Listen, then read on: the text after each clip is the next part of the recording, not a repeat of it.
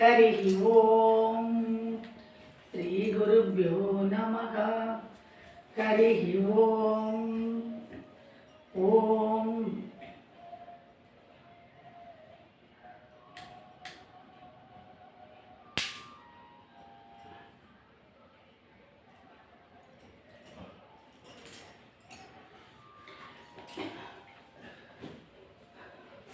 वक्रतुंड महाकाय कोटि सूर्य समप्रभ निर्विघ्नं कुरु मे देव सर्वकार्येषु सर्वदा। सरस्वती नमस्तुभ्यं वरदे कामरूपिणी विद्यारंभं करिष्यामि सिद्धिर्भवतु मे सदा। गुरुर्ब्रह्मा गुरुर्विष्णुः गुरुर्देवो महेश्वरः गुरुसाक्षात् परब्रह्म तस्मै श्री गुरवे नमः। ज्ञानानन्दमयं देवं निर्मलस्फटिकाकृतिम् आधारं सर्वविद्यानां हयग्रीवमुपास्महे। तिदये सर्वविद्यानां विषजे भवरोगिणां गुरवे सर्वलोकानां दक्षिणामूर्तये नमः। ओम ध्यानम् अतिमधुरचापहस्ता अपरिमितामोद मानसौभाग्या अरुणाम् अतिशयकरुणाम् अभिनव गुणसुन्दरी वन्दे अभिनव कुलसुन्दरी वन्दे अभिनव कुलसुन्दरी वन्दे वन्दे। ओम ऐं ह्रीं श्रीं श्री हयग्रीव उवाच। ककाररूपा कल्याणी कल्याणगुणशालिनी कल्याणशैलनिलया कमनीया कलावती कमलाक्षी कल्मषग्नि करुणामृतसागरा कदम्बकाननावासा कदम्बकुसुमप्रिया कंदर्पविद्या कंदर्पजनका पांगवीक्षणा कर्पूरवीणि सौरभ्य कल्लोलितकगुप्तडा कलिदोषहरा कंजलोचना कम्रविग्रहा कर्मादिसाक्षिणी कारयित्री कर्मफलप्रदा एकाररूपा च एकाक्षरी एकाक्षराकृतिः एतद्ददिद्य निर्देश्या च एकानन्दचिदाकृतिः एवमित्यागमा बोध्या च एकभक्तिमदर्चिता एकाग्रचित्तनिर्ध्यादा च एष नारहिता धृता एला सुगन्धिशिखुरा च येन कूडविनाशिनी एकभोगा च एकरसा च एकैश्वर्यप्रदायिनी एकादपत्रसाम्राज्यप्रदा च एकान्तपूजिता एतमानप्रभा च एजधनेज जगदीश्वरी एकवीरादिसंसेव्या च एकप्राभवशालिनी ईकाररूपा च ईचित्री च ईप्सिदार्थप्रदायिनी ईश्वरविद्याविनिर्देश्या च ईश्वरत्वविदायिनी ईशानादिब्रह्ममयी च ईशित्वात् अष्टसिद्धिता ईक्षित्री ईश्वरसृष्टाण्डकोटि ईश्वरवल्लभा ईडिदा च ईश्वराशरीरेशातिदेवता ईश्वरप्रेरणकरी च ईशताण्डवसाक्षिणी ईश्वरोसङ्गनिलया च ईतिबाधाविनाशिनी ईहा विरहिता च ईशशक्ति ईशस्मिदानना लकाररूपा ललिता लक्ष्मी वाणी निषेविता लाकिनी ललनारूपा लसद्दाडिमपाडला ललन्तिका लसत्पाला ललाडनयनाक्षिता लक्षणोज्ज्वल दिव्यांगी लक्षकोट्यण्डनायिका लक्ष्यार्था लक्षणागम्या लप्तकामा लताधनुः ललामराजतलिका लम्बिमुक्ता लदाजिता लंबोदरप्रसोर्लभ्या लज्जाट्यालयवर्धिता ह्रींकाररूपा ह्रींकारनिलया ह्रींपदप्रिया ह्रींकारबीजा ह्रींकारमन्त्रा ह्रींकारलक्षणा ह्रींकारजपसुप्रीता ह्रींमदी ह्रींविभूषणा ह्रींशीला ह्रींपदाराध्या ह्रींगर्भा ह्रींपदाभिधा ह्रींकारवाच्या ह्रींकारपूज्या ह्रींकारपीडिका ह्रींकारवेद्या ह्रींकारचिन्त्या ह्रीं ह्रीं शरीरिणी हकाररूपा हलधृत्पूजिता हरिणेक्षणा हरप्रिया हराराध्या हरिब्रह्मेन्द्रवन्दिता हयारूढा सेविताग्रिर्हयमेधसमर्चिता हरेक्षवाहना हंसवाहना हतदानवा हत्यादिपापशमनी हरिदश्वादिसेविता हस्तिकुम्भो तुङ्गकुचा हस्तिकृत्युप्रियाङ्गना हरिद्रा कुङ्कुमादिक्ता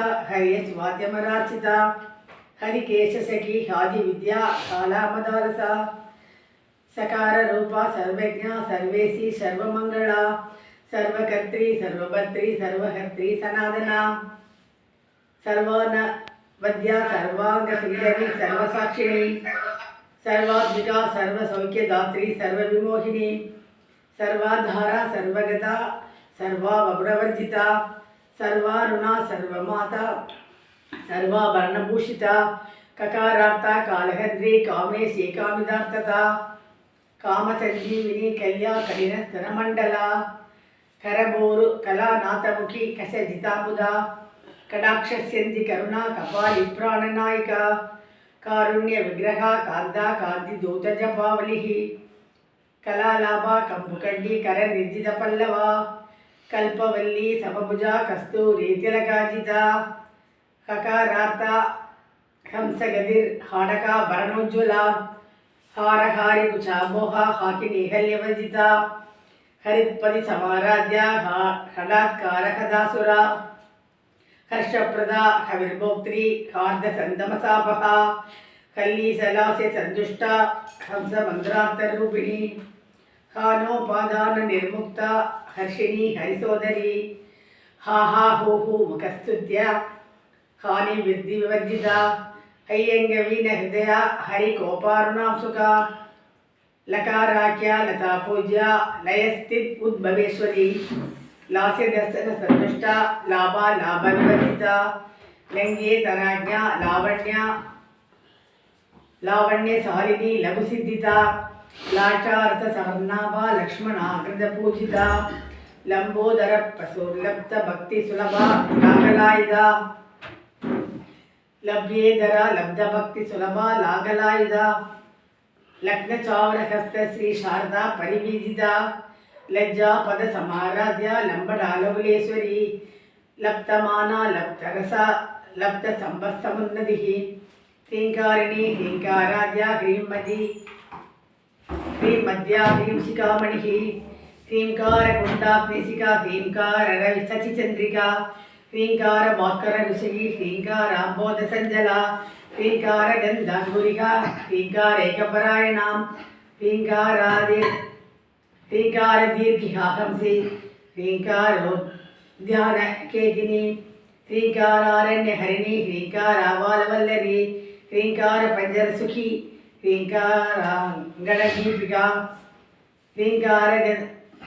ह्रींकारगन्धरासिंही ह्रींकाराम्बोजभृङ्गिका ह्रींकारसुमनोमाध्वी ह्रींकारतर्मञ्जरी सकाराख्या समरसा सकलागमसंस्तुता सर्ववेदान्ततात्पर्य भूमिस्सदसदाश्रया सकला सच्चिदानन्दा साध्या सद्गतिदायिनी सनकादिमुनिध्येया सदा शिवकुटुम्बिनी सकलाधिष्ठान रूपा सत्य रूपा समाकृतिः सर्वप्रपंच निर्मात्री समानाधिकवर्जिता सर्वोत्तुंगा संगहीना सगुणा सकलेटदा ओम हरि ओम हरि ओम श्री गुरुभ्यो नमः हरि ओम ओम ब्रह्मानंदं परमसुगतं केवलं ज्ञानमूर्तिं द्वन्द्वातीतं गगनसदृशं तत्त्वमस्यादिलक्ष्यम् एकं नित्यं विमलमचलं सर्वधी साक्षिभूतं भावातीतं त्रिगुणरहितं सद्गुरुं तं नमामि। ओम सदाशिवसमारंभां शंकराचार्यमध्यमाम् अस्मदाचार्यपर्यन्तां वन्दे गुरुपरम्परां श्रुतिस्मृतिपुराणानाम् आलयं करुणालयं नमामि भगवत्पादशङ्करं लोकशङ्करं शङ्करं शङ्कराचार्यं केशवं बादरायणं सूत्रभाष्यकृतौ वन्दे भगवन्तौ पुनः पुनः ईश्वरो गुरुरात्मेयमूर्तिभेदविभागिने व्योमवद्व्याप्तदेहाय दक्षिणामूर्तये नमः। त्वमेव माता च पिता त्वमेव बन्धुश्च सखा त्वमेव विद्या द्रविणं त्वमेव सर्वं मम देव त्वमेव सर्वं मम देव दयानन्दरूपं मदाचार्यपीठे दयानन्दरूपं मदाचार्यपीठे दयानन्दरूपं मदाचार्य। पूज्य श्री दयानंद सरस्वती स्वामिகளின் பாதார விந்தங்களை வணங்கி ஓம் சகனா பவது சகனௌ புனக்து சக வீர்யங்கரபாவகை தேஜஸ்வினாவதீதமஸ்து மா வித்விஷாவகைः ஓம் சாந்தி சாந்தி சாந்திः हरिः ஓம் ஸ்ரீ குருभ्यो நமः हरिः ஓம்। अधिमधुरचापकर्ता अभरिमिदां मोद बाणसौभाग्या अरुणाम् अतिशयकरुणा अभिनवगुणसुन्दरी वन्दे अभिनवकुलसुन्दरी वन्दे अभिनव कुलसुन्दरी वन्दे वन्दे।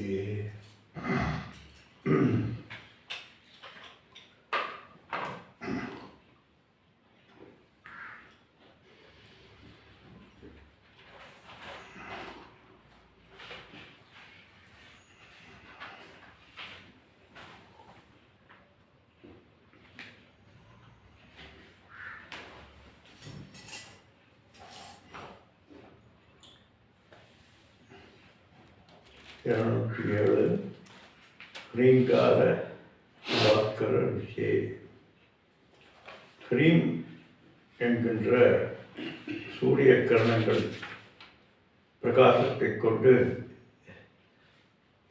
இருக்கக்கூடிய சர்வசாட்சியாக இருக்கக்கூடிய அம்பாள் எப்படி சூரியன் போல பரதேவதையாக இருந்தாலும் மழை காலங்களிலே மேகங்கள் சூழ்ந்து பகலாகவே இருந்தாலும் இருள் போல கவிப்பது போல அஞ்ஞானத்தை ஞானமானது மறைத்திருக்கிறது. அப்படி மறைந்திருக்கக்கூடிய மறைக்க முடியாது. ஆக்சுவலி அஞ்ஞானத்தை கூட ஞான பிரகாசம்தான் பிரகாசித்து கொண்டிருக்கக்கூடியது.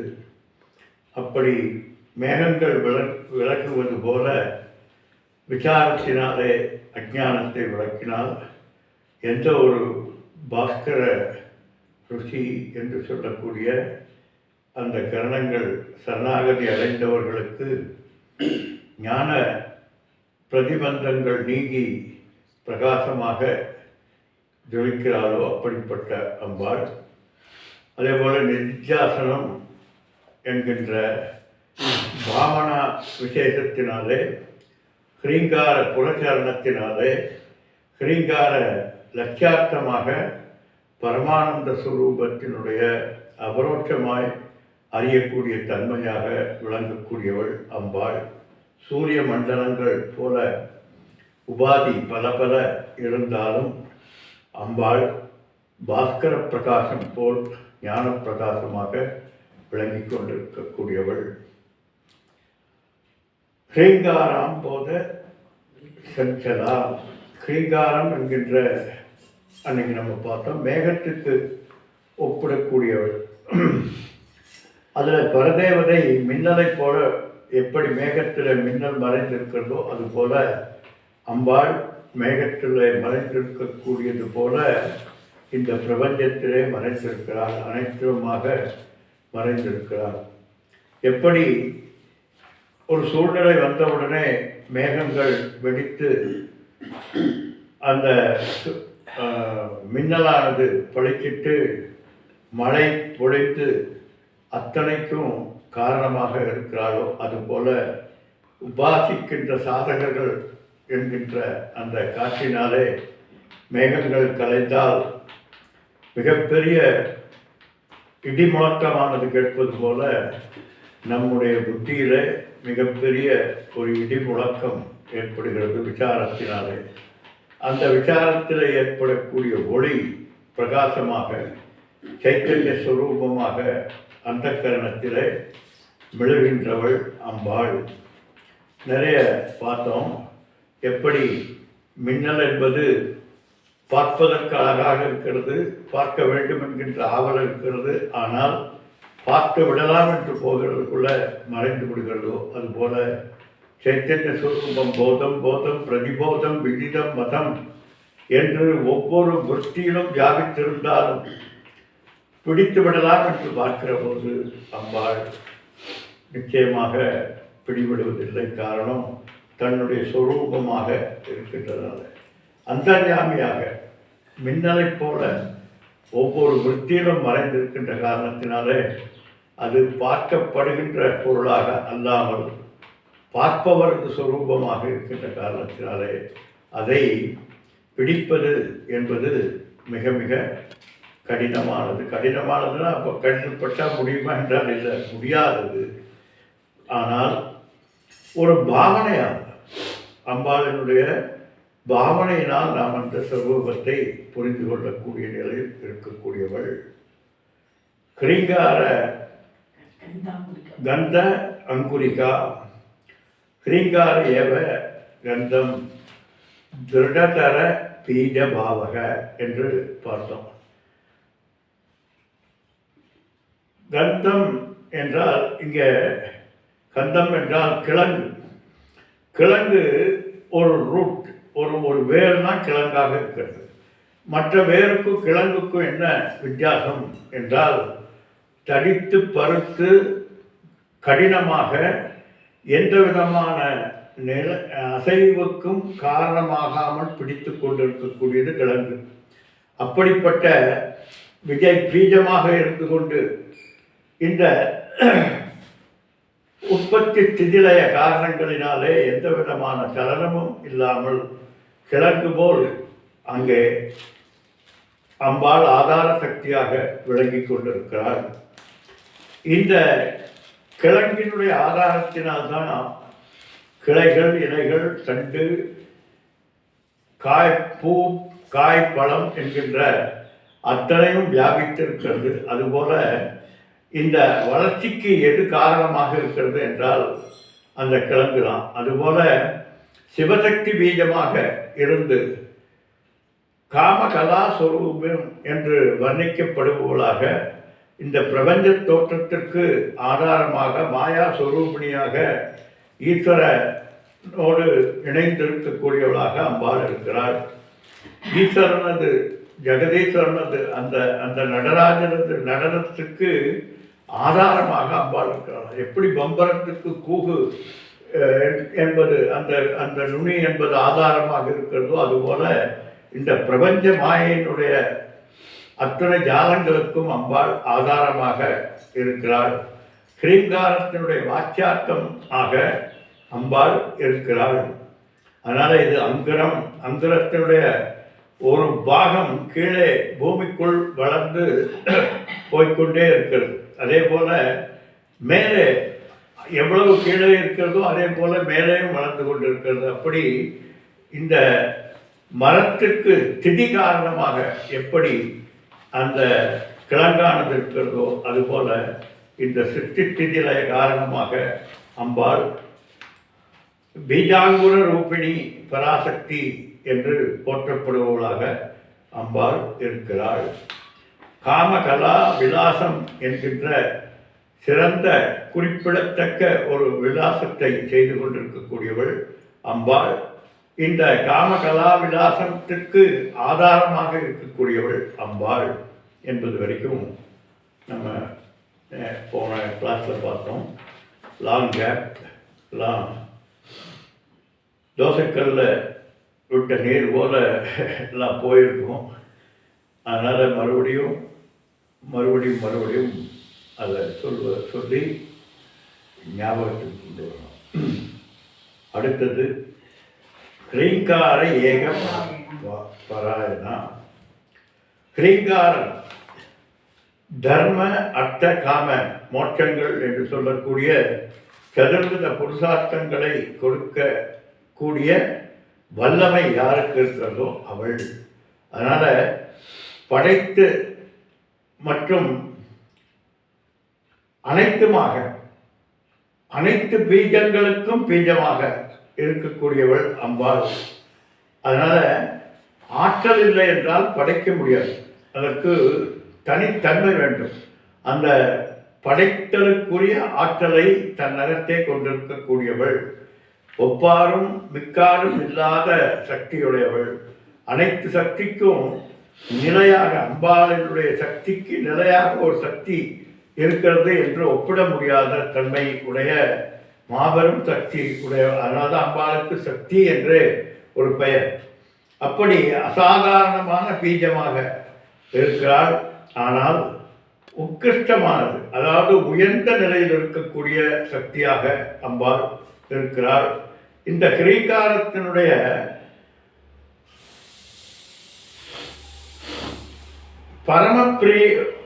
பிராணமாய் அம்பாள் இருக்கிறாள். ஹ்ரீங்காரத்தினுடைய பீஜம் மட்டுமல்ல, ஹ்ரீங்கார சொரூபிணியாகவே அம்பாள் இருக்கிறாள், பராசக்தியாக இருக்கிறாள். அதனால் பரம அஸ்ய காரணம் இது.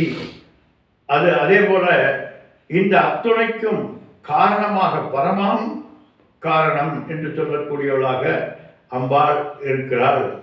அது மட்டுமல்ல, இந்த ஹ்ரீங்காரம் என்பது பிரம்ம பிரமாணமாக இருக்கிறார். பிரம்மனை அறிவதற்கு ஹ்ரீங்காரம் என்கின்ற பீஜத்தினுடைய தன்மையிலே இருக்கக்கூடியவளாக இருக்கிறாள். பிரமாணம் என்றால் பிரமா அஸ்ய கரணக இது பிரமாணம். எப்படி கண் என்பது பார்ப்பதற்கு ஒரு பிரமாணமாக கருவியாக இருக்கிறதோ அதுபோல அறிவுக்கு காரணமாக இருக்கக்கூடியது இந்த பஞ்ச இந்திரியங்களுக்கும் அறிவு தரக்கூடிய காரணமாக எது விளங்குகிறதோ அதற்கு பெயர் பிரமாணம் என்று சொல்றோம். அப்படிப்பட்ட பிரமாணமாக இந்த பரபிரம்மத்திற்கு பிரமாணமாக விளங்கக்கூடியவள் அம்பாள். எப்படி கண்ணின் மூலமாக பொருட்களை அறிந்து கொள்ள முடிகிறதோ அதுபோல ஹ்ரீங்காரத்தின் மூலமாக அம்பாளை நாம் அறிந்து கொள்ள தகுதியுடையவளாக இந்த பீஜம் இருக்கிறது என்று சொல்றார். அதே போல அறிவு தரும் கருவி, அறிவு இந்த ஞானத்தை தரக்கூடிய கருவியாக அந்த ஹ்ரீங்கார பீஜம் என்பது இருக்கிறது.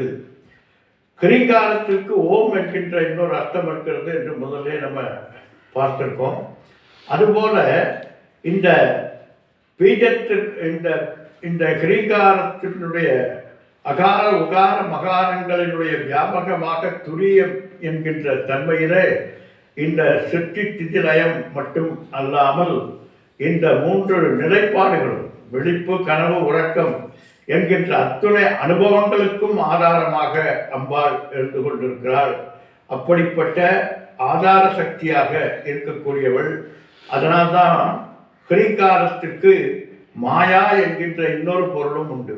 அப்படி மாயையினுடைய சிற்சக்தியாக விளங்கி சிற்சக்தியின் மாயையிலே வியாபித்து அந்தர்யாமியாக இந்த சைத்தன்ய ஸ்வரூபத்தினுடைய வியாபகமாக இந்த அத்துணை பொருள்களாகவும் வியாபித்திருக்கிறாள். மாயா விலாசம் என்று சொல்லக்கூடிய மாயா விலாச கல்பிதமகா வியாமோக சம்ஹாரிணி என்று மாயையாக வியாபித்து அத்தனையுமாக அம்பாள் வியாபித்திருக்கிறாள். அந்த அம்பாள் கிரீங்கார வடிவமாக கிரீம் என்கின்ற பீஜ மந்திரத்தினுடைய ஆதார சக்தியாக கிரீமாக இருந்து கொண்டிருக்கிறாள். கிரீங்கார கிரீங்காராத்திக ஹம்சி ह्रींकार दीर्घिका हंस ह्रींकार दीर्घिका हंस தீர்கிசா दीर्घिका தீர்கிகா அப்படின்னா ராஜாக்களினுடைய பெரிய பெரிய அரண்மனைகளினுடைய கூடமாக அரண்மனை தோட்டத்தில் இருக்கக்கூடிய ஒரு தடாகம் போல இருக்கக்கூடியவள் அம்பாள். எப்படி மிகப்பெரிய ஸ்விம்மிங் பூல் அப்படின்னு வச்சுக்கலாம் இந்த காலத்தில், எப்படி ஒரு பெரிய மாளிகையினோட அரண்மனையில் தடாகம் என்பது ஒரு ஓரத்தில் இருக்கிறதோ அது போல இந்த ஹ்ரீம் என்கின்ற அந்த பீஜ மந்திரமானது தடாகம் போல் இருக்கிறதாம். எப்படி மன்னன் ஜலக்கிரீடை செய்வதற்காக ஓய்வெடுத்து தன்னை உற்சாகப்படுத்திக் கொள்வதற்காக வாபி கூப தடாகம் என்று சொல்லக்கூடிய இந்த நீர்நிலைகளை எல்லாம் வைத்திருக்கிறார்களோ அதுபோல ஒரு சிறு குளமாக இந்த கிரீங்காரம் என்பது இருக்கிறது. இந்த கிரீங்காரம் என்கின்ற தடாகத்தில் சஞ்சரிக்கின்ற அன்னபட்சி பரதேவதை. கிரீங்காரம் என்கின்ற ஒரு தடாகம், அந்த தடாகத்தில் அன்னபட்சியாக இருக்கக்கூடியது அம்பாள் பரதேவதை என்று சொல்றார். இதற்கு இன்னொரு வியாக்கியானம் கொடுக்குறாங்க. கிரீங்காரம் என்கின்ற அந்த தடாகமாக மனதையும், அந்த மனதிலே விவேகம் என்கின்ற அன்னபட்சி, விவேகத்தை அன்னபட்சியாகவும் கொண்டு இந்த கிரீங்காரமானது நமக்கு விவேகத்தை கொடுத்து விவேக வைராக்கியங்களை கொடுத்து சாதன சதுர்த்தய சம்பன்னராக்கி நாம் பரதேவதையை அறிந்து கொள்வதற்கு காரணமாக பிரமாணமாக விளங்கக்கூடியவள் என்கின்ற இன்னொரு அர்த்தமும் இருக்கிறது. அதே போல அன்னபட்சி போல இந்த கிரீங்காரமானது சம்சார என்கின்ற காட்டிலே அலைந்து உழன்று கொண்டிருக்கக்கூடிய அவர்களுக்கு, இந்த ஜீவர்களுக்கு ஔஷதமாக ஒரு ஒரு பெரிய மருந்தாக, ஒரு தன்னை ஆசுவாசப்படுத்தி கொள்ளக்கூடிய தன்மையாக விளங்குவது அந்த தடாகம். அதனால உபாசகர்களுக்கு பரமார்த்த சைத்தன்யத்தினுடைய பரமானந்த ஸ்வரூபத்தை பரமாம் சாந்தி என்று சொல்லக்கூடிய நிலையை தரக்கூடியதாக கிரீங்காரம் என்கின்ற பீஜ மந்திரம் இருக்கிறது. அது ஒரு சிறு நீரோடைக்கு ஒப்பிடப்படுவதாக இங்கே சொல்லப்படுகிறது. எதற்கு சாரமற்ற சம்சாரம் என்று சொல்லக்கூடிய ஆதாரமற்ற சம்சாரம் ஆதாரமற்றது என்று சொல்றார். என்ன சாரமற்ற சம்சாரம்?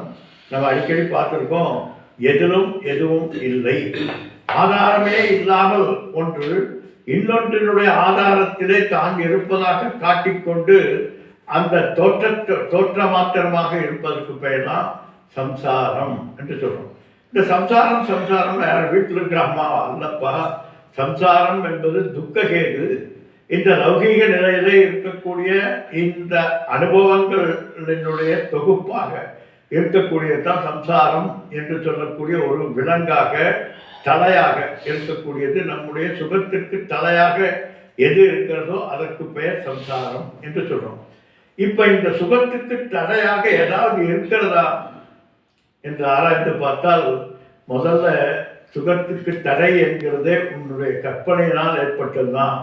நீயாக கற்பித்து கொண்டதுதான் இந்த தடைகள் எல்லாமே தவிர உண்மையிலே இந்த தடைகளுக்கு ஒரு உருவம் கிடையாது, இருப்புத்தன்மை என்பது கிடையாது. காரணம், இந்த சம்சாரத்திற்கு கேதுவாக இருக்கக்கூடிய இந்த லோகம் என்று சொல்லக்கூடிய லோக்கியதே அனேன இதி லோகம், அனுபவத்துக்கு இடமளிக்கக்கூடியது. அதனால் இதற்கு பெயர் லோகம் என்று பெயர்.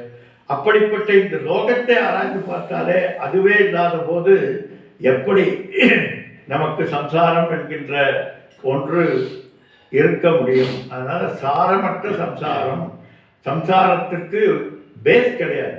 இது ஒரு மாயா தோற்றமாக இருக்கக்கூடியது என்று பகுத்து அறியக்கூடிய பறவை எது? அன்னப்பட்சி. அன்னப்பட்சி எப்படி பகுத்து பாலையும் நீரையும் பகுத்து பாலை எடுக்கிறதோ அதுபோல இருக்கக்கூடியவை. அதுபோல அந்த ஓடையில தாமரை மலர்களுடன் கூடிய ஓடையா. எப்படி ஒரு சக்கரவர்த்திக்கு பொழுது போவதற்காக அங்கே பல பல தாமரை கொடிகளை வைத்திருப்பார்கள். அதுபோல அதை பார்த்து ஆனந்தப்படக்கூடியதாக எப்படி அந்த இடத்துல அப்படிப்பட்ட அந்த தடாகத்தில், எப்படிப்பட்ட தடாகம்? அரண்மனையில் இருக்கக்கூடிய தடாகம். அது ஒரு அன்னபட்சிகளினால் நிறைந்திருக்கக்கூடிய தடாகம். அந்த அன்னபட்சியினுடைய தடாகத்திலே தாமரை மலர்கள், சிவந்த இதழ்களையுடைய தாமரை மலர்கள் இருக்கக்கூடிய இடம். இப்போ இந்த இடத்துக்கு யார் போக முடியும்? மன்னனை தவிர அல்லது ராஜவம்சத்தை தவிர வேறு யாரும் போக முடியாது. அப்போ என்ன அர்த்தம்? இங்கே என்ன ஸ்ரீசக்கர ராஜ சிம்ஹாசனேஸ்வரி, அந்த சிம்ஹாசனேஸ்வரி என்று சொல்லக்கூடிய அந்த அரண்மனைக்குள்ளே நுழைவது என்பது மிக மிக கடினமானது. காரணம், இத்தனை தடைகள். எப்படி ஒரு அரண்மனைக்கு பல அடுக்கு பாதுகாப்புகள் எல்லாம் இருக்கிறதோ அதுபோல நம்முடைய மாயை என்கின்ற திரை இந்த அரண்மனைக்குள் செல்வதற்கு மிக மிக கடினமானதாக இருக்கிறது. அதற்கு தான் பல பல நிலைப்பாடுகள் கொண்ட யோகங்களை எல்லாம் நமக்கு வைத்திருக்கிறார்கள். என பக்தி யோகம், என கர்மயோகம், ஞான யோகம், ராஜயோகம் என்றெல்லாம் இத்தனையும் அந்த அரண்மனைக்குள் நுழைவதற்கு நமக்கு இருக்கக்கூடிய தடைகளை தகர்த்தெறியக்கூடிய கருவிகளாக இருக்கிறது. எனவே இவைகளின் மூலமாக யார் ஒருவர் அதிகாரத்துவம் பெற்று இந்த கிரீங்காரம் என்கின்ற அந்த அரண்மனைக்குள்ளே நுழைந்து பரதேவதையை சார்ந்திருக்கிறார்களோ அவர்கள் ராஜாக்கள் போல பேரானந்தத்தை பெற்றுக் கொண்டிருக்கக்கூடிய நித்யானந்த ஸ்வரூபமாகிய மோட்சத்திற்கு தகுதியுடையவர்களாக அவர்கள் தான் ஆக முடியும். எனவே இது சாதாரண விஷயம் அல்லப்பா, பெரிய அரண்மனைக்குள் இருக்கக்கூடியது என்று சொல்றார். அப்படிப்பட்ட அங்கு விளங்கிக் கொண்டிருக்கக்கூடிய கிரீங்காரம், கிரீங்கார உத்தியான கேகினி. கிரீங்கார என்கின்ற நந்தவனம்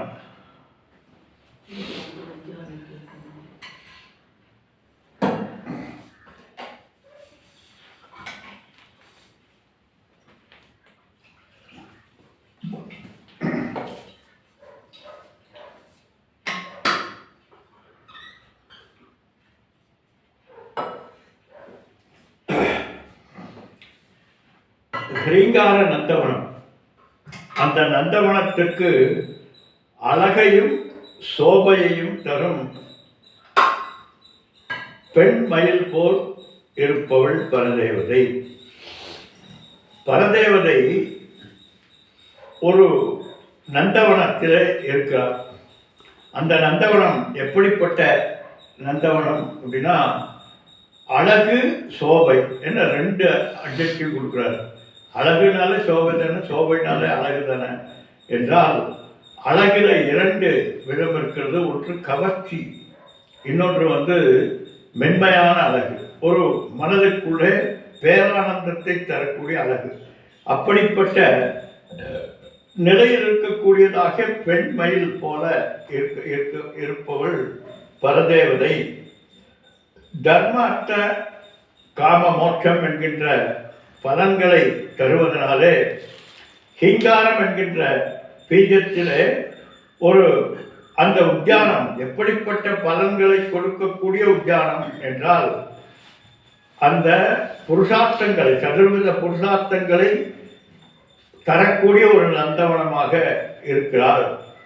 அந்த நந்தவனத்திலே அநேக விதமான பட்சிகள் இருந்தாலும் மயில் தனது தொகையை விரித்து ரூபத்தினாலும் அதனுடைய நடனத்தினாலும் எப்படி தொனியினாலும், மயிலுக்கு என்னென்ன அழகு சொல்றாரு பாருங்க. தொகை விரித்து ஆடக்கூடிய தன்மை, அதனுடைய ஓங்காரம் போன்ற ஒரு வடிவம், அதில் தோகையை விரித்து ஆடக்கூடிய ஒரு தன்மை, அப்புறம் நடமிடக்கூடிய நடனம் என்கின்ற இத்தனையும் மயிலுக்கு இருக்கிறதாம். அதுபோல ஒரு சந்தோஷத்துக்கு எதெல்லாம் காரணமாக இருக்கிறதோ அப்படி அத்தனையுமாக இருக்கக்கூடியது அந்த மயில்.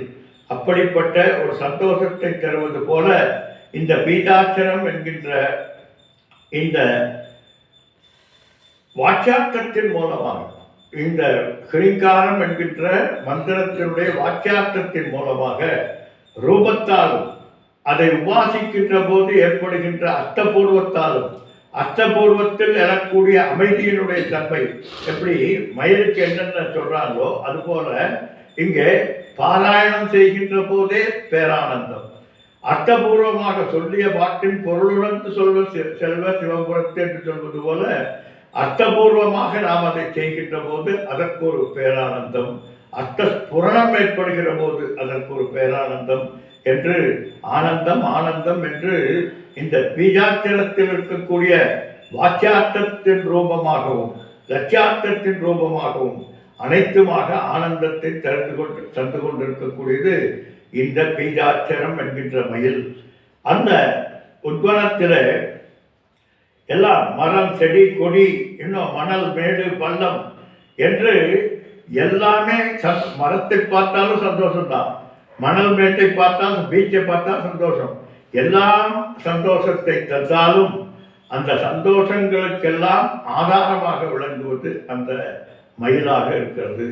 எப்படி உன்னுடைய புருஷார்த்தத்தில் எதையும் சுகம் தருவதில்லை என்று சொல்ல முடியாது. தர்மார்த்த காமங்கள் என்று சொல்லக்கூடியவை எல்லாமே அந்த உத்தியானத்தில் இருக்கக்கூடியவைகள் தான். ஆனால் அவைகளை எல்லாம் விட பேரானந்தம் தருவது மகா புருஷார்த்தம் என்கின்ற மோட்ச புருஷார்த்தம். அப்படி மோட்ச புருஷார்த்தத்துக்கு உன்னுடைய விருத்தி, அந்த விருத்தியில ஏற்படக்கூடிய விசாரம், அந்த விசாரத்தில் ஏற்படக்கூடிய பேரானந்தத்தினுடைய நிலைப்பாடுகள். விசாரத்தின் போதே ஆனந்தம், விசாரத்தில் எழுகின்ற விடைக்கு ஆனந்தம், அந்த விடை அந்த தெளிவில் ஏற்படக்கூடிய அந்த ஞானத்தில் ஆனந்தம் என்று அத்தனையும் ஆனந்தம் ஆனந்தம் ஆனந்தமயமாக கிரீங்கார உத்யான கேகினி என்று சொல்லக்கூடிய அம்பாள் கிரீங்காரத்திலே வியாபித்திருக்கிறார். கிரீங்கார ஆரண்யகரி. இங்கு கிரீங்காரம் ஒரு ஆரண்யத்திற்கு ஒப்பிடப்படுகிறது. அந்த காட்டில் துள்ளி குதிக்கின்ற பெண்மான் போல பரதேவதை இருக்கிறாள்.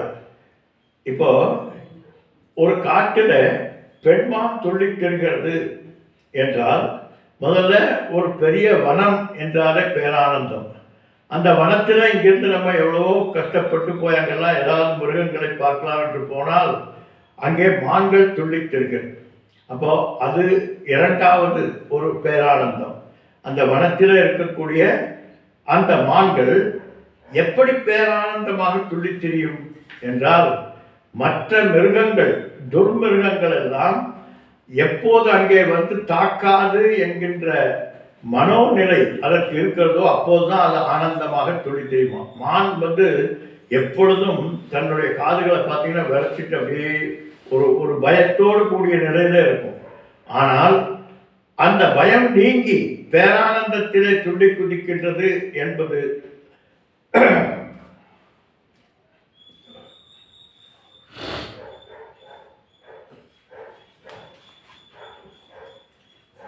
மற்ற மிருகங்கள் அங்கே இல்லை என்கின்ற தீர்மானமான தன்மை இருக்கின்ற மான் எப்படி இருக்கும் என்று பாரு. பொதுவாக மான்கள் வந்து ஒரு அலைபாய்கின்ற தன்மையில தான் இருந்துட்டு இருக்குமா.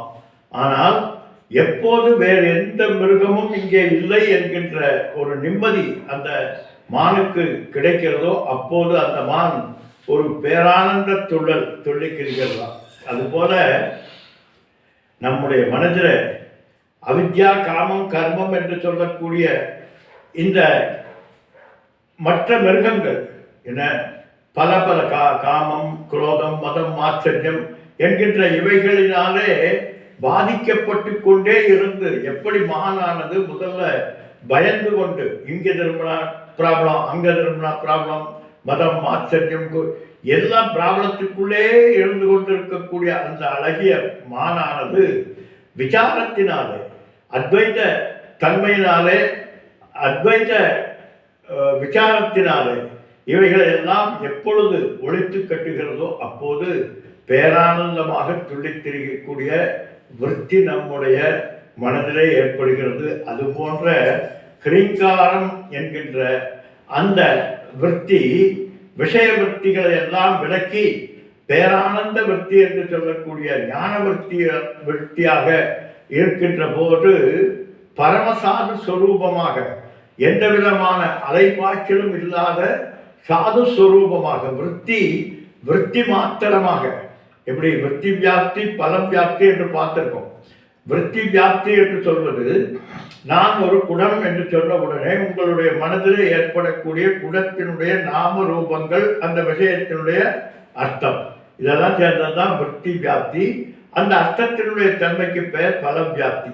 இப்போ எப்பொழுதுமே நம்முடைய விருத்தியானது இந்த விருத்தி வியாப்தி பலம் வியாப்தியிலே தான் இருந்து கொண்டிருக்கிறது. பாருங்க, எப்போதாவது மனம் விஷயமில்லாத மனம் என்று எங்காவது இருக்கிறதா? யோசனை பண்ணி பாருங்க. யோசனை பண்ண அது ஒரு விஷயமாகிறது. யோசனை பண்ணுகின்ற விஷயம் என்கின்ற விருத்தியாகிறது.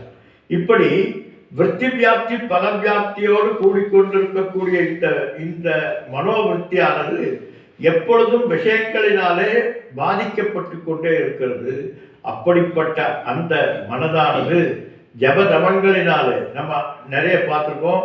இதனுடைய இந்த ஜபத்தினுடைய விளைவு என்ன என்று நிறைய ஜபம் செய்து கொண்டிருக்கிற போது நம்முடைய மனதானது வியாபகத்தன்மையிலிருந்து, வெளி விஷயங்களில் வியாபகத்தன்மையிலிருந்து ஒரே விஷயத்திற்குள்ளே என தைல தாரையாக ஏகாக்கிர சித்தம் என்று சொல்லக்கூடிய அதே நினைவில் தற்சிந்தனம் தற்கதனம் ததன்யத்ன பிரபோதனம் என்று ஒரு விஷயத்தை பற்றியே நினைத்து கொண்டிருக்கக்கூடிய தன்மை என்பது ஜபத்தினாலே ஏற்படுகிறது. அப்படி ஏற்படுகின்ற அந்த ஜபத்தில் ஒரு இடைவெளி, இந்த ஜபம் என்பது ஒரு சைத்தன்ய சுரூபத்தினுடைய வியாபகம், விருத்தியினுடைய வியாபகம். அந்த விருத்தியில உதிக்கிறது ஜபத்தினுடைய சப்தம் மந்திரம் அர்த்தம், இதெல்லாம் அதில் உதிக்கிறது. அப்படி உதித்து அந்த வியாப்தியானது வியாபித்து கொண்டிருக்கின்ற போது சைத்தன்ய சுரூபம் பிளஸ் எது ஜபம் நாமரூபம், இதெல்லாம் சைத்தன்ய சுரூபம். ஒவ்வொரு பார்வையிலும் போதம் பிரதிபோதம் விதிதம் மதம் என்று ஒவ்வொரு விற்த்தியிலும் உள்ளும் வெளியிலும் சைத்தன்ய சுரூபத்தினுடைய வியாபகம் இருந்து அதில் விருத்தி வியாப்தி பல வியாப்தி என்பது நடைபெற்று கொண்டிருக்கிறது. இதுதான் அந்த கரணத்தினுடைய தன்மை. இப்படி அந்த கரணத்தினுடைய தன்மை இருக்கின்ற போது நிறைய ஜபம் செய்கிற போது, அதுதான் நான் நிறைய இதை பற்றி பேசியிருக்கோம். எதற்கு ஒரு ஸ்பேன் ஆஃப் டைம் கொடுத்திருக்கிறார்கள், 108 ஜபம் செய்ய வேண்டும் என்று ஏன் சொல்லியிருக்கிறார்கள் என்றால், மனது, உள்மனது, வெளிமனது, ஆழ்மனது என்கின்ற 3 நிலைகளில் எப்பொழுதும் வியாபித்துக் கொண்டே இருக்கக்கூடியது. இந்த தொடர் பயணத்தை நாம் துண்டிப்பதற்காக ஒரே விஷயத்தை பற்றிய ஜபத்தை செய்கின்ற போது மற்ற தொடர்கள் அந்த எண்ணத்திலே தாக்காமல் இருக்கும். அப்படி தாக்காமல் இருக்கின்ற போது ஒரு விஷயத்தை மட்டும் எண்ணிக்கொண்டு ஒரு நாமத்தை மட்டும் ஓம் நம சிவாய அல்லது ஓம் நாராயணாய என்று சொல்லக்கூடிய அந்த மந்திரம் மட்டும் அங்கே நிலைத்திருக்கிறது. அப்படி நிலைத்திருக்கிற போது மற்ற இடையூறுகளாக இருக்கக்கூடிய விற்த்தியினுடைய தாக்கங்கள் எல்லாம், விஷயத்தினுடைய தாக்கங்கள் எல்லாம் இல்லாமல் அந்த மனது பேரானந்தமாக இருக்கிறது. இப்போ அந்த ஆழ்ந்த நிலையில் இருக்கக்கூடிய அந்த ஜபத்தினுடைய 2 ஜபத்திற்கு இடையில் என்ன இருக்கிறது என்று பார்த்தால் அதுதான் விருத்தி ஸ்வரூபம். அந்த விருத்தி ஸ்வரூபம் என்பது மிக மிக ஆனந்தமானது. பரமசாதுவாக சொரூப மாத்திரமாக இருக்கக்கூடிய நிர்பயமற்ற மான் போல் இருக்கிறது என்று சொல்கிறார். அதாவது விஷயத்தினால் தாக்கப்படாத மனது, தியானத்தினாலே நிலைக்கப்பட்ட அந்த பேரானந்தம் என்கின்ற தன்மை, மாயையினுடைய அவித்தையினுடைய மித்யாவினுடைய பிராபலங்கள் எல்லாம் இல்லாமல் சம்சார ரூப சகல அனர்த்தங்களும் என்று சொல்றார் சங்கரர். சம்சார ரூப சகல அனர்த்தங்களும் இல்லாத நிலை என்று ஒரு சொரூபமான தன்மையிலே, சொரூபத்தினுடைய தன்மையிலே தானாக ஜொலித்துக் கொண்டிருக்கக்கூடிய அந்த தன்மைதான் எது ஹிரீங்கார ஆருண்ய ஹரி என்று சொல்லக்கூடிய ஹிரீங்காரம் என்கின்ற ஆரண்யத்திலே நிலைத்திருக்கக்கூடிய அந்த மந்திரம். ஹிரீங்கார வாழவல்லரி.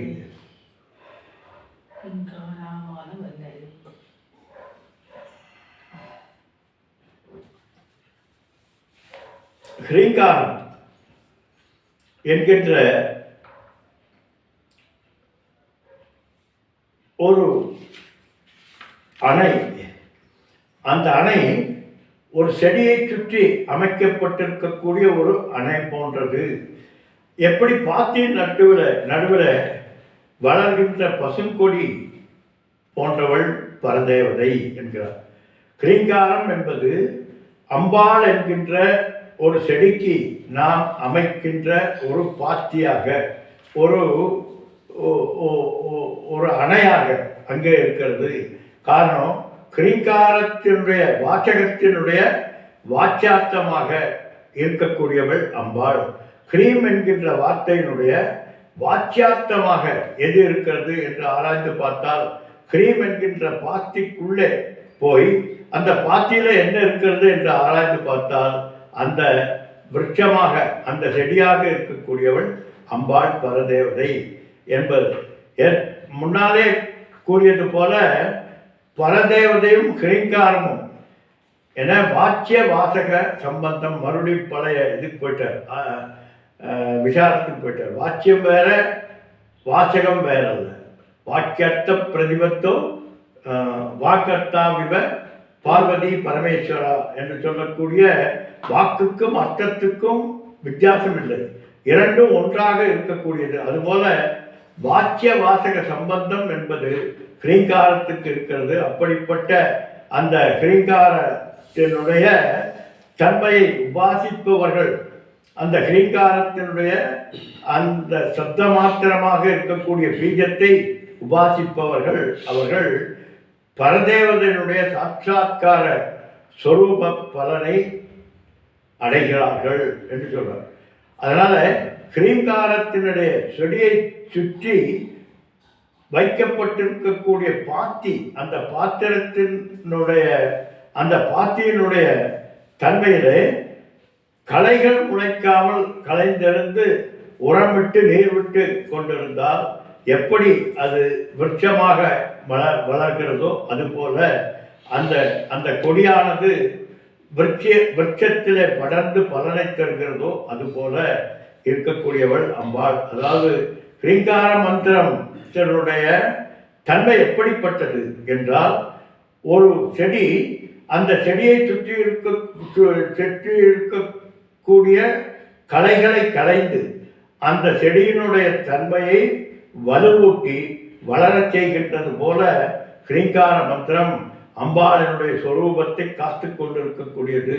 ஹிரீங்காரம் என்கின்ற அந்த பீஜ மந்திரம் நம்முடைய விருத்தியிலே இருந்து மற்ற கலைகளை வராமல் காத்து கொண்டு அந்த சொரூப தன்மையை, சொரூபத்தினுடைய நிலைப்பாட்டை அறிவுறுத்துவதற்கு காரணமாக இருக்கக்கூடியதாக அமைந்திருக்கிறது. அதனால பரதேவதை சாட்சாத்காரம், இந்த பரதேவதையினுடைய சாட்சாத்காரம் பெறுவதற்கு ஒரு மீன்ஸாக இருக்கக்கூடியது ஹிரீங்காரம். ஹிரீங்கார பஞ்சர சுகி. ஹிரீங்காரம் என்கின்ற கூடு, சுகி, சுகி என்றால் கிளி, சுகர் என்றால் கிளி என்று பார்த்துக்கோ. ஒரு அற்புதமான பாடல் ஒன்று நம்ம அம்மாவுடைய அம்மா அவங்க பாடுவாங்க. ரொம்ப ரொம்ப பெரிய உபனிஷத்துக்கள் போன்ற ஒரு கருத்து கொண்டது.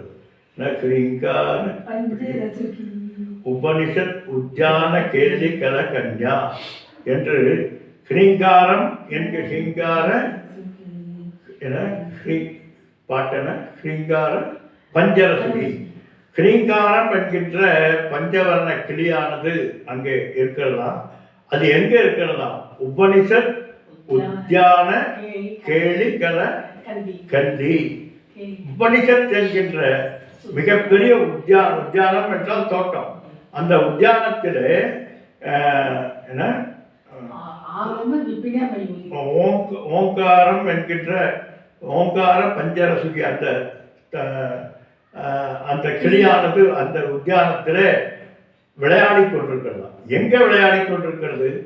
உபனிஷத்துக்கள் என்று சொல்லக்கூடிய பெரிய விருட்சமாகிய அந்த விருட்சத்தின் நடுவிலே ஒரு பேரானந்தத்தை தரக்கூடியதாகிய கிளியாக இருக்கிறது ஓங்கார பஞ்சரசுகி உபனிஷத் உத்தியான கேளி கேளி. அந்த உத்தியானத்திலே பேரானந்தமாய் விளையாடி கொண்டிருக்கிறதா. ஆகம விபின மயூரி. ஆகமம் என்று சொல்லக்கூடிய அந்த வேதத்திலே விபினம் என்றால் விசேஷமான தன்மையை கொண்டது. எது? மயூரி என்று சொல்லக்கூடிய அந்த தன்மை என்று ஒரு அற்புதமான அம்மா இருக்கிற போது இது போன்ற இந்த ஆவடையக்கால் பாடல்கள் இதெல்லாம் பாடி அதற்கு அர்த்தம் கேட்பாங்க. இந்த ஓங்கார பஞ்சரசுகி என்ற வார்த்தையை பார்த்த உடனே அந்த ஞாபகம் நமக்கு அந்த விபாவையே கௌரி. அடுத்தது ஆரியாம் அந்த விபாவையே கௌரி. பாருங்க எங்க எப்படி இருக்குதுன்னா இந்த உத்தியானத்தில் என உபனிஷத் என்கின்ற உத்தியானத்தில் மிக மிக சந்தோஷமாக விளையாடி கொண்டிருக்கக்கூடிய இந்த கிளியை யார் அறிவார்? யாரால் அறிய முடியும்? அங்கே செல்வதற்கு யாருக்கு தகுதி உடையது என்றால் ஆர்யாம் அந்த விபாவையே. ஆர்யாம்னா ஆரியர்கள். போச்சு டைபர் போல இருக்கிறவாய் வந்த ஆரியர்கள் தான் அல்லப்பா. ஆரியர்கள் என்றால் நல்ல ஒழுக்கமுடையவர்கள், நல்ல பண்புடைய அதிகாரிகள். ஆர்யாம் அந்த அதிகாரித்துவம் உடைய அவர்களது மனதிலே விபாவையே. அதில்தான் அங்கே விசேஷமான பாவனையாக தெரிய வருகிறது என்று அற்புதமாக சொல்லுவாங்க. அதுவோ அதுதான் இங்கே சொல்றார். இந்த ஒரு மந்திரத்தினுடைய தன்மை தான் அந்த பாடலாக அமைத்திருக்கிறார். கிரீங்கார பஞ்சரசுகி. கிங்காரம் பஞ்சரம் என்றால் கூடு. பஞ்சரம் என்றால் கூடு. கிரீங்காரம் என்கின்ற கூட்டிலே உள்ளே அமர்ந்திருக்கக்கூடிய அந்த கிளியாக அம்பாள் இருக்கிறாள். முதல்ல வெறும் கூட்டுக்கு அழகு இருக்குமா? வெறும் கூடு எவ்வளோ பெரிய கூடாக இருந்தாலும் எவ்வளோ தங்கத்தில் செய்திருந்தாலும் அது கூடு தான். அந்த கூட்டுக்கு அழகு தர வேண்டும் என்றால் அதில் கிளி இருக்க வேண்டும். அதனால கிரீங்கார பஞ்சரசுகி. கிரீம் என்கின்ற அந்த அந்த கூட்டுக்குள்ளே கூட்டிற்கு அழகு செய்து கொண்டு தான் அழகாக இருந்து எந்த ஒன்று இருக்கிறதோ அது கிளையில்லாவிட்டால் கூடு பயனற்றதாக போய்விடுகிறது. பாருங்க என்ன ஒரு அஷ்டபூர்வம். பாருங்க நம்முடைய சாதனைகள் எல்லாமே வெறும் வரட்டு வேதாந்தமாக இருக்கக்கூடாதுங்கிறது. வரட்டு வேதாந்தமாக, வரட்டு கர்மயோகமாக, வரட்டு எல்லாமே எல்லா யோகங்களும் இறை நிலையோடு கூடியதாக இருக்க வேண்டும். அதனால்தான் நான் அடிக்கடி சொல்றதுண்டு, ஏன்னா பக்தி யோகம் என்கின்ற ஒரு தனி யோகம் கிடையாது. ஏனென்றால் எல்லா யோகத்திற்கும் பக்தி என்பது இரண்டரை கலந்தது. பக்தி இல்லாவிட்டால் கர்மயோகம் என்பது கிடையாது. கர்மயோகம் என்பதனுடைய விளக்கம் இலக்கணம் என்ன அப்படின்னா, ஈஸ்வராத்மித புத்தி. ஈஸ்வராத்மித புத்தி அப்படிங்கிற போது அங்கே இறைவன் வந்து விடுகிறார். அங்கே பக்தி என்பது இருக்கிறது. அப்படி பக்தி என்பது இல்லாமல் பக்தி யோகம் என்பது கிடையாது. பக்தி யோகத்திற்கு பக்தி வேண்டும். சரி, ஞான யோகத்திற்கு ஞான யோகம் என்றால் என்ன? ஜீவ ஈஸ்வர ஐக்கிய போதம். அப்ப இறைவனும் நீயும் ஒன்று என்கின்ற அந்த தத்துவத்தை, தாற்பயத்தை புரிந்து கொள்வதுதான் அங்கே அந்த யோகமாக விளங்குகிறது, ஞான யோகமாக விளங்குகிறது. எனவே இந்த யோகங்களுக்கெல்லாம் வெறும் யோகமாக இருக்கிற போது, வெறும் வேதாந்தமாக இருக்கிற போது அந்த வேதாந்தத்திற்கு முழுமை கிடையாது பாட்டு. அந்த வேதாந்தம் எப்படி எப்படி அந்த தாற்பயத்தினுடைய வியாபகம் அங்கே இருக்க வேண்டும். ஈஸ்வர நியதி இந்த வியாபகமாக இருக்கிறது என்பதை யார் ஒருவர் புரிகிறாரோ அவர்கள் தான் முழுமையான வேதாந்தத்தை புரிந்தவர்களாக இருப்பார்கள். இல்லாட்டி என நட்டகல்னு பேசுமோ, நாதன் உள்ளிருக்கையில் சுட்ட சட்டி சட்டுமோ, கரிச்சுவை அறியுமோ, சுற்றி வந்து முனவனென்று சொல்லு மந்திரம் எழுதனா என்று பெரியவங்க சொல்லியிருக்காங்க. இதை இந்த நம்ம வரட்டு வேதாந்திகள் என்ன நினைச்சுக்கிறாங்கன்னா, நட்டகல்ல பேசுமோ நாதன் உள்ள இருக்கையில், நாதன் உனக்குள்ள இருக்கிற போது வெளியில் இருக்கக்கூடிய இந்த கல் பேசுமாப்பா, அதற்கு மந்திரங்கள் எது, 4 புஷ்பங்கள் எதற்கு சாற்றுகிறாய் என்றெல்லாம் கேட்கிறார். அப்ப என்ன அர்த்தம்? கல்லுக்குள் இருக்கக்கூடிய நாதனை புரிந்தால்தான் அதற்கு ஒரு பிரயோஜனம் இருக்கிறது என்று ஒரு அர்த்தம். இன்னொரு அர்த்தம், எங்கும் வியாபித்திருக்கக்கூடிய பரபிரம்மத்தை இப்படி உபனிஷத்துக்களே சொல்கிற நேதம் எதிதம் உபாசதே என்று. அப்போ உபனிஷத்துக்கள் இவங்களை போல வரட்டு வேதாந்தம் பேசுகிறதா என்றால், இவைகளில் மட்டும் இறைவன் இல்லையப்பா, இருப்பதெல்லாம் இறைவன் என்பதுதான் ஞானம். அந்த அந்த விக்கிரகம் மட்டும் ஞானம் அல்ல, அந்த விக்கிரகத்தில் நீ வழிபடக்கூடிய அந்த உபாசனா தெய்வம் மட்டும் ஞானம் அல்ல. அந்த உபாசனா தெய்வம் என்பது உனக்கு ஒரு ஸ்டெப்பிங் ஸ்டோனாக மட்டும்தான் வைத்துக் கொள்ள வேண்டுமே தவிர அதுவே உனக்கு மோட்சத்தை தந்து விடாது. அது ஒரு படி என்கின்ற தன்மை. அதைத்தான் இங்கே சொல்றார். கூடு என்பது வெறும் கூடு, கூடுக்கு அழகு கிடையாது. கூட்டுக்குள் கிளி என்கின்றது இருக்கிற போதுதான் கூட்டுக்கு அழகு. அதுபோல இந்த இந்த விருத்தி வெறும் விருத்தியாக நீ செய்யக்கூடிய சாதனைகள் எல்லாம் வேதனைகளாக போய்விடுமாப்பான். ஏன் வேதாந்தம் போர் அடிக்கிறது? எதனால வேதாந்தம் போர் அடிக்கிறது? எத்தனை நாள் ஏன்னா ஜீவன் ஈஸ்வரன் பிரம்மன் இதை தவிர்த்து வேற எதுவும் இல்லைப்பா, இதையே திருப்பி திருப்பி பேசிட்டு இருந்தால் போர் அடிக்கத்தான் தெரியும். ஆனால் அதன் உள்ளார்ந்த அர்த்தத்தை யாரொருவர் புரிந்து கொண்டு இந்த பிரபஞ்சத்தில் இருக்கக்கூடிய ஒவ்வொரு ஒவ்வொரு நிலையும் அத்துணை அணுவிலிருந்து அண்டம் வரை அத்துணையும் வியாபித்திருக்கக்கூடிய மாயையினுடைய தன்மையை அறிவதற்காகத்தான் இவ்வளவு உபநிஷத்து படர்ந்த வேதாந்தம் என்று சொல்ற பால்கடல் போல்கிறார். பால்கடல் போல் படர்ந்த வேதாந்தம் எதுக்கப்படாம். தத்துவமசி என்கின்ற ஒரு வார்த்தை போதுமே நீ ஞானம் அடைவதற்கு. இல்லப்பா, நீ தத்துவமசி என்கின்ற உண்மையை உணர வேண்டும் என்றால் இந்த மாயையினுடைய வியாபகத்தை புரிந்து கொள்ள வேண்டும். அதற்காகத்தான் இத்தனை இருக்கிறது. எனவே அதில் ஒரு ருச்சி இருக்க வேண்டும். அந்த ருச்சி இருக்க வேண்டும் என்றால் அங்கே அந்த ஓங்கார பஞ்சரசுகி, ஹ்ரீங்கார பஞ்சரசுகி என்கின்ற அர்த்தபூர்வமான உள்ளார்ந்த விஷயத்தை யார் ஒருவர் என உள்ளார்ந்த உணர்வை யார் ஒருவர் அறிகிறாரோ அவர்களுக்குத்தான் சாதனைகள் சித்திக்கும். இல்லாவிட்டால் சாதனைகள் எல்லாம் வேதனைகளாகத்தான் போய்விடும். இதனுடைய விளக்கத்தில் நிறைய இருக்கு, பார்ப்போம். பூர்ணமத பூர்ணமிதம் பூர்ணமுதச்யதே பூர்ணஸ்ய பூர்ணமாதாய பூர்ணமேவாவசிஷ்யதே. ஓம் சாந்தி சாந்தி சாந்தி. ஹரி ஓம் ஸ்ரீ குருப்யோ நமக. ஹரி ஓம்.